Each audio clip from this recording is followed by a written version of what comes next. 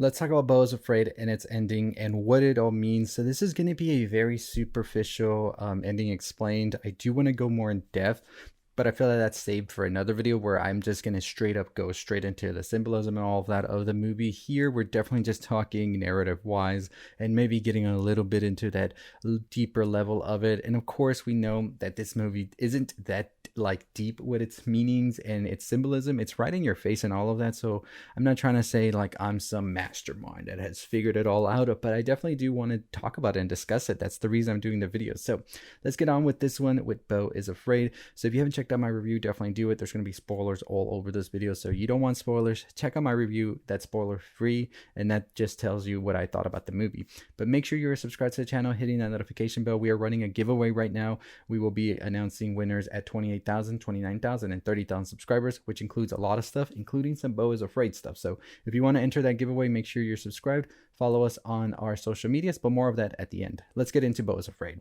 So pretty much we follow Beau, who is played by Joaquin Phoenix brilliantly, as I have said in my review, who is a man who is filled with paranoia, who is filled with anxiety, and is now going to see his mother on the anniversary of his father's death.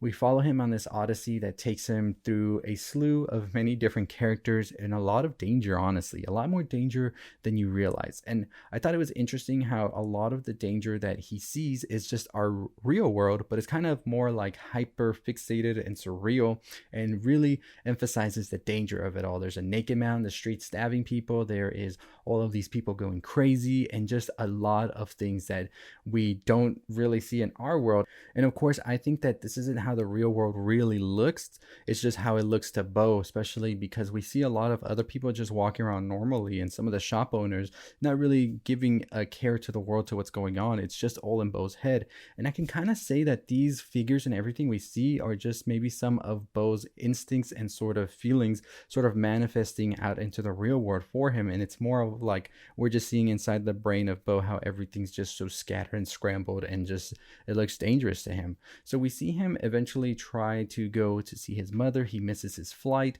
and then he eventually is thinking, what am I going to do now, right?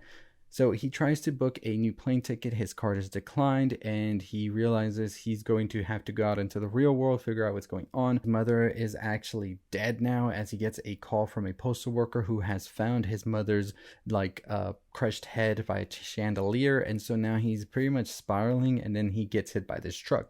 He is then taken into care by Grace and Roger, who are caring as well for the unstable veteran who was their son's friend Jeeves as well, because their son actually got killed in action, and now they feel sort of a feeling to try and take care of this veteran that is going through a lot as well. And by the way, the actor for Jeeves was just in another movie I watched, Las Bestias, which is a pretty good movie as well. So definitely one I would recommend if you ever get the chance to see it. We then see that Tony, who is the sister, who is the daughter of Grace and Roger, is kind of feeling some type of way about Beau staying here because he is taking up her room. And then she feels that her parents have sort of neglected her as well, and they sort of are putting all of this attention onto Beau, and she feels some sort of way about that. Eventually, we see Tony ask Beau to help her paint over her brother's room, which this room has been intact as long as he's been dead by the parents, and she starts painting his name on it, and then she asks him to drink the paint with her, which Beau is just like, I'm not doing that at all. We see then that she just guzzles this thing down, and then she eventually gets dead. And one thing I will say, Ari Aster always makes these like dead bodies very creepier than like you usually see, and it feels very real and like you shouldn't be watching this. So I always give him props with that, because this definitely is something that is just something to be seen. And the family, of course, wasn't letting Beau leave, so Beau just found this as a way to just get out, because they had been pulling his leg all this time, saying, we'll take you tomorrow, we'll take you later, we'll take you tomorrow, you know. And he needed to get to his mother's funeral, because he had been told that his mother had clearly stated that she would not be buried unless Beau was there, and they needed him to come down because it had been already days, and of course the body had just been there. So they needed him there, and of course Beau saw this as the escape, because once they found Tony's dead body, they blamed it on Beau and they wanted him dead, and they sent out Jeeves to get him. As he is running through the forest, however, he hits a tree trunk and pretty much blacks out, awakens to this traveling theater called the Orphans of the Forest, who are putting on a play. During this play, However, Beau imagines himself in the play and sees an alternate path where he makes a family. He has 3 sons, and he eventually loses them in this whole like tidal wave, but then eventually reunites with them back at the play. He then awakens from all of this. Jeeves comes here and tries to kill everybody and ambushes. An explosion occurs, and Beau then is able to escape, and then he hitchhikes the way back home. And then we see that he arrives at his mother's funeral too late, as she has already been processed. The funeral's over, and so he's just taking everything in, and he just sees his mother's body there. No head, of course, as we know. The chandelier took the head off. And then we see that Beau just lays down on the couch. When he awakens, however, he sees Elaine. And throughout the movie, we see little clips and little like thoughts that Beau has about meeting Elaine when he was younger. They were both young children that met on this boat. Their mothers were sort of very overbearing in their different ways, and they sort of had a connection of sorts, and they said they would wait for one another. And Beau immediately gets up, recognizes her. Elaine then recognizes Beau, and he tells her he's been waiting for her. We find out that Beau actually has also been told by his mother that his father died, and so this is something that has been passed down, apparently according to his mother, throughout all of the men in Beau's dad's family. And every time they ejaculate for the first time, they die. So that's definitely something that is going on here that has been having Beau paranoid for some time. So when him and Elaine start to get down to You'll Always Be My Baby by Mariah Carey, which was one of the strangest needle drops I've ever seen in a movie, he's sort of panicking as he is getting closer and closer. But then when he finally does, he's all right. And then, however, it's not all right, because Elaine has now died and she is frozen stiff, and it looks really fucking creepy when she's just there stiff, and you very much so are thinking like, what the fuck just happened? We then see the mother has been standing there watching everything happen, and I was just like, what is going on? Why is the mother there? I thought she was gone, she was dead, all of this. She says that no, she faked her death.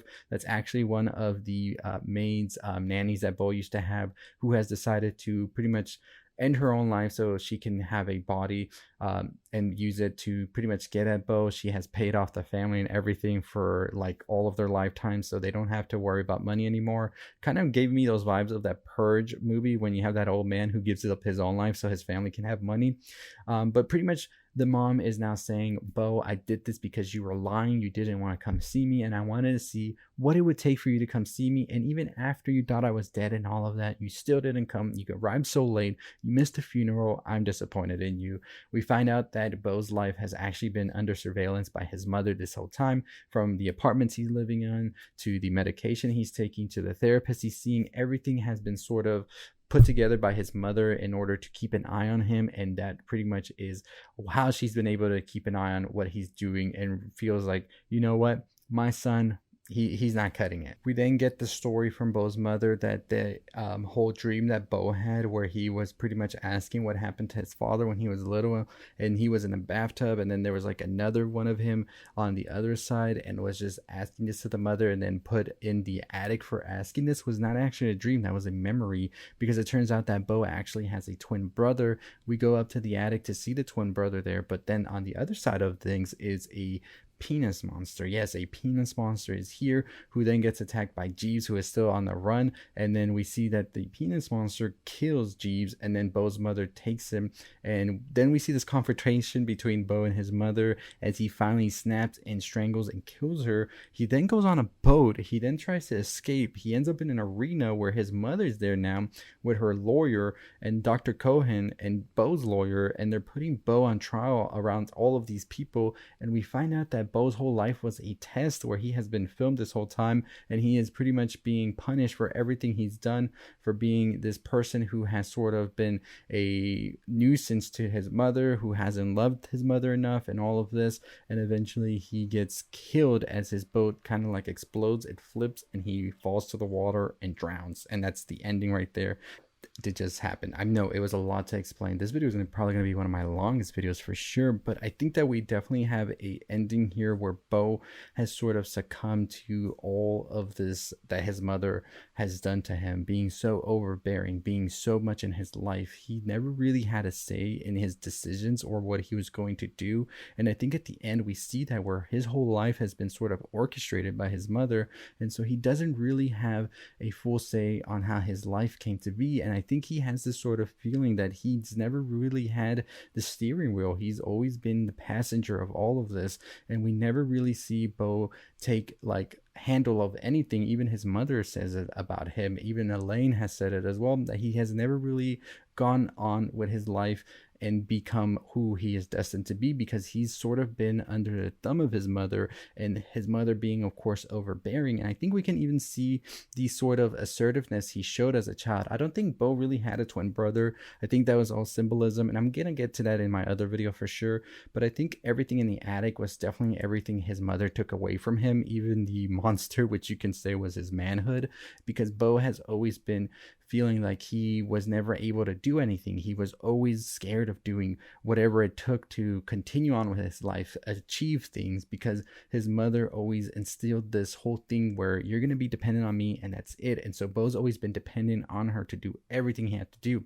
I think at the end, when he finally takes matters into his own hands, literally, we see that Beau still feels that he didn't like do the right thing. And I think that's why we see that trial at the end, because Beau is so conflicted with everything that happened. So he feels that now he has betrayed his mother, because he's so ingrained into thinking that, hey, your mom knows best and that's it. You taking matters into your own hands, that was a mistake. You must be punished. So I feel like Beau going onto that boat and going into the abyss is definitely what happens.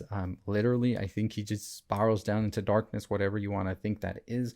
I think Beau is definitely gone for sure. I think he has gotten enough, and everything that has happened has definitely made him realize that he never had control of his life. And so pretty much that's my thoughts on the ending. I think that Beau has realized that he never really had this life control that he thought he did, and he's now feeling more spiraling into that darkness. But let me know your thoughts and opinions on Beau Is Afraid, the ending as well. What do you think of everything that's happened in the movie, and your thoughts on the symbolism, the metaphors, and all of that? I definitely do want to talk more in depth about them, so that'll be done in another video coming out probably this weekend, so stay tuned for that. We did an Evil Dead Rise ending explained. We also have a review on it, as well as a Beau Is Afraid review, so check those out if you can. And like I said, we do have a giveaway. It's at 27,500. We said we were going to announce it, and here's the announcement. We will be giving away 3 prizes, one at 28,000, one at 29, one at 30,000. All you have to do is be subscribed to the channel to get an entry. Make sure you are commenting below you want to enter the giveaway, and also follow us on the other social media channels, Twitter, Instagram, TikTok. Once you follow us on there, let us know as well, and that gets you an extra entry into the contest, and we will announce the winners once we get to each of those goals right there. I will also be telling you what the prize will consist of this weekend, so stay tuned for that video. It's going to be a lot of TV and movie stuff, even Beau Is Afraid, Evil Dead Rise, things like that. So stay tuned for that announcement of that prize in the coming days. But as always, that is going to do it for me. Let me know your thoughts and opinions on Beau Is Afraid. Like I said, what an insane movie. There's so much to talk about, but I really do think that ending just signifies Beau has completely lost it, and he is not coming back no more. He's drowning in all of this, and literally, figuratively as well. So my thoughts on it. But as always, that's going to do it for me. Make sure you subscribe. I'll see you next time. Stay safe, stay positive.